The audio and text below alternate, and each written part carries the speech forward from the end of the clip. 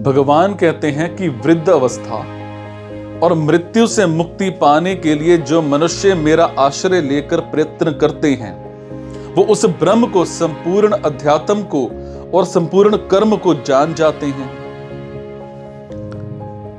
समझ पा रहे हैं? भगवान कहते हैं कि ब्रह्म, अध्यात्म, कर्म, अधिभूत, अधिदैव और अधियज्ञ, मतलब यहां वृद्धावस्था और मरण से मुक्ति पाने का मतलब ये नहीं है कि ब्रह्म, अध्यात्म और कर्म का ज्ञान होने पर वृद्धावस्था नहीं होगी, शरीर की मृत्यु नहीं होगी। इसका मतलब यह है कि बोध होने के बाद शरीर में आने वाली वृद्ध अवस्था और मृत्यु तो आएगी ही, पर ये दोनों अवस्थाएं उसको दुखी नहीं कर सकेंगी। भगवान कहते हैं कि भूत और प्रकृति अर्थात कार्य और कारण से संबंध विच्छेद होने में, भगवान कहते हैं कि जरा, मृत्यु आदि शरीर के विकारों से संबंध विच्छेद होने में, जैसे कोई युवा पुरुष है तो उसकी अभी ना वृद्ध अवस्था है और ना मृत्यु है, सो वो जरा मरण से अभी मुक्त है। परंतु वास्तव में वो जरा मरण से मुक्त नहीं है, क्योंकि जरा मरण के कारण शरीर के साथ तब तक जब तक संबंध है, तब तक जरा मरण से रहित होते हुए भी वो इनसे मुक्त नहीं है। परंतु जो जीवन मुक्त महापुरुष है उनके शरीर में जरा और मरण होने पर भी वो इनसे मुक्त है। सो जरा मरण से मुक्त होने का मतलब है जिसमें जरा और मरण होते हैं ऐसे प्रकृति के कार्य शरीर के साथ सर्वथा संबंध विच्छेद होना। जब मनुष्य शरीर के साथ तादात्म्य मतलब मैं यही हूं मान लेता है, तब शरीर के वृद्ध होने पर मैं वृद्ध हो गया और शरीर के मरने को लेकर मैं मर जाऊंगा ऐसा मानता है। ये मान्यता शरीर मैं हूं और शरीर मेरा है इस पर टिकी हुई है। भगवान कहते हैं कि जन्म, मृत्यु, जरा और व्याधि में दुख रूप दोषों को देखना, इसका मतलब है कि शरीर के साथ मैं और मेरापन का संबंध ना रहे। जब मनुष्य मैं और मेरापन से मुक्त हो जाएगा तब वो जरा और मरण आदि से भी मुक्त हो जाएगा, क्योंकि शरीर के साथ माना हुआ संबंध ही वास्तव में जन्म मरण का है और वास्तव में इसका शरीर के साथ संबंध नहीं है। तभी संबंध मिटता है। मिटता वही है जो वास्तव में नहीं होता।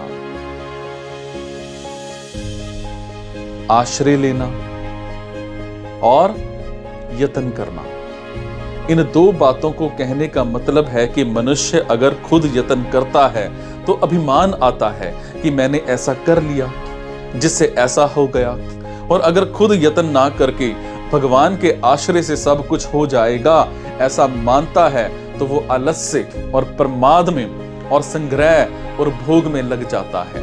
इसीलिए यहां दो बातें बताई कि शास्त्र की आज्ञा के अनुसार खुद तत्परता से उद्योग करे और उस उद्योग के होने में और उद्योग की सफलता में कारण भगवान को माने।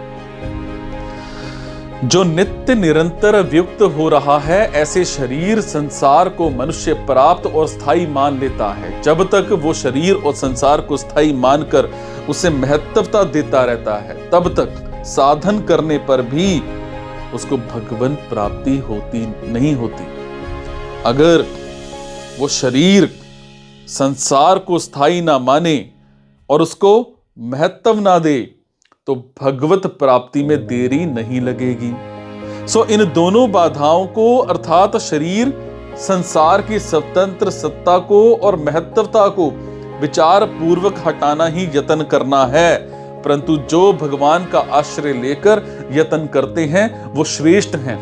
उनको तो यही भाव रहता है कि उस प्रभु की कृपा से ही साधन भजन हो रहा है और भगवान की कृपा का आश्रय लेने से और बल का अभिमान ना करने से वो भगवान के समग्र रूप को जान लेते हैं। जो भगवान का आश्रय ना लेकर अपना कल्याण चाहते हुए उद्योग करते हैं, उनको अपने अपने साधन के अनुसार भगवत स्वरूप का बोध तो हो जाता है, पर भगवान के समग्र रूप का बोध उनको नहीं होता। जैसे कोई प्राणायाम आदि के द्वारा योग का अभ्यास करता है तो उसको अणिमा, महिमा और सिद्धियां मिलती हैं, और उनसे ऊंचा उठने पर परमात्मा के निराकार स्वरूप का बोध होता है अथवा अपने स्वरूप में स्थिति होती है।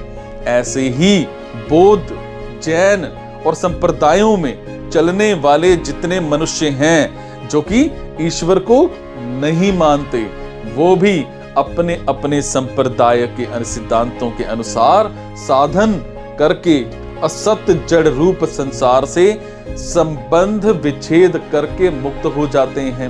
परंतु जो संसार से विमुख होकर भगवान का आश्रय लेकर यत्न करते हैं, उनको भगवान के समग्र रूप का बोध होकर भगवत प्रेम की प्राप्ति हो जाती है। और ये विलक्षणता बताने के लिए ही भगवान ने कहा है,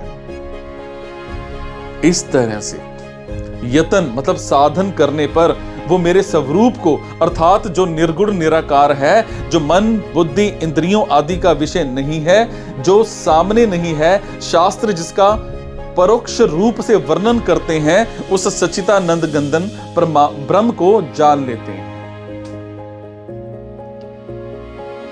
ब्रह्म के साथ तत् शब्द देने का तात्पर्य यह है कि प्रायः सभी तत्व शब्द से कहे जाने वाले जिस परमात्मा को परोक्ष रूप से ही देखते हैं, ऐसे परमात्मा का भी वो साक्षात अपरोक्ष रूप से अनुभव कर लेते हैं। उस परमात्मा की सत्ता प्राणी मात्र में स्वतः सिद्ध है, कारण कि वो परमात्मा किसी देश में ना हो, किसी समय में ना हो, किसी वस्तु में ना हो और किसी व्यक्ति में ना हो, ऐसा नहीं है। हालांकि वो सब देश में है, सब समय में है, सब वस्तुओं में है और सब व्यक्तियों में है, और ऐसा होने पर भी वो अपर्याप्त क्यों दिखता है? जो पहले नहीं था बाद में नहीं रहेगा, अभी मौजूद रहते हुए भी प्रतिक्षण वियुक्त हो रहा है, अभाव में जा रहा है, ऐसे शरीर संसार की सत्ता और महत्वता स्वीकार कर लो। इसी से नित्य प्राप्त परमात्म तत्व अप्राप्त दिख रहा है। वो संपूर्ण अध्यात्म को जान जाते हैं, अर्थात संपूर्ण जीव तत्व से क्या है, इस बात को वो जान जाते हैं।